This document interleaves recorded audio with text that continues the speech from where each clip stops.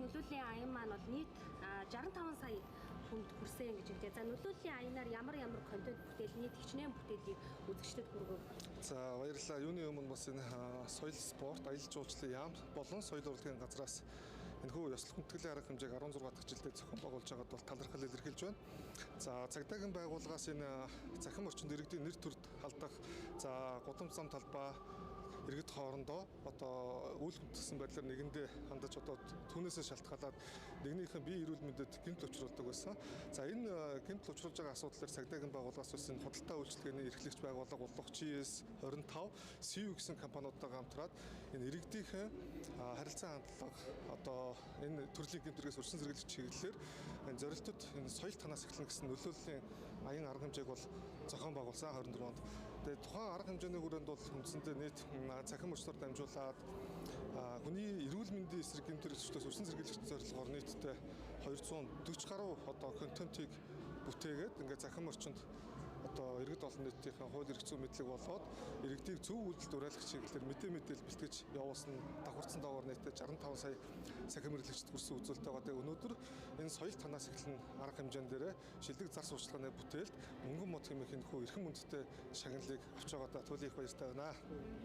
Нөлөөллийн яг энэ аяны үр дүн хэрхэн анзаарч гэмт хэрэгцүүлэлт яг энэ төрлийн гэмт хэрэг зөрчил юу гэж байна? Тэгэхээр Монгол Улсад цагдаагийн байгууллагууд бол бүртгэгдэж байгаа гэмт хэрэг зөрчлийн дийлэх хувьд нь бол одоо энэ хүний эрүүл мэндийн эсрэг гэмт хэрэг, хулгайлах төрлийн гэмт хэрэг, зарилах төрлийн гэмт хэрэгүүд бол эзэлж идэг.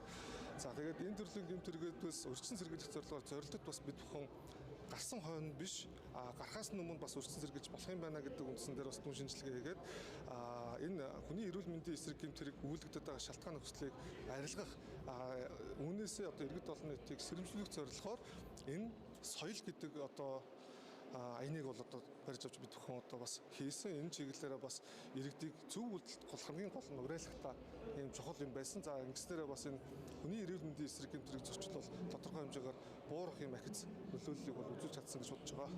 Ер нь бас яг энэ нөлөөллийн аяны хүрээнд бол зөвхөн одоо цагдаагийн байгууллага гэлтгүү те хувь иргэдийн хувьд ч гэсэн нэгнийгээ уриалсан одоо үйлчлэгүүдийг маш их оруулж ирсэн шүү. Тэгэлгүй энэ дээр бас хамгийн гол бид бүхэнтэй хамтарсан энэ GS 25 болон CU компани за ингээд бусад бас төрийн болон төрийн бус байгууллага, бизнесийн байгууллага, иргэд бас яг энэхүү аян дээр бас энэ цагдаагийн байгууллагатай хамтраад бас нэлээдгүй сайн оролцсон, нэгээ дэмжсэн. За захим орчинд иргэд болон бусад байгууллага уриалсан юм шинжтэй үйлдэл гаргасан. За яг энэ төрлийн гэмт хэрэг зөрчил бол одоо буурах, эсвэл одоо гарах гэсэн бол үйлдэгчсэн бол энийг таслан зогсоох, энэс өршин сэргийлэх юм ажлууд бол амжилттай явагдсан гэж бодож байгаа. Гол нь бас захим орчинд хүмүүс илүү соёлтой хандлага нэмэгдсэн. Бид бүхэн ерөөсөө нэг хүний хандлага бий болно гэдэг үндсэн одоо концептээр энэхүү ажил арга хэмжээг бол зохион байгуулсан байгаа.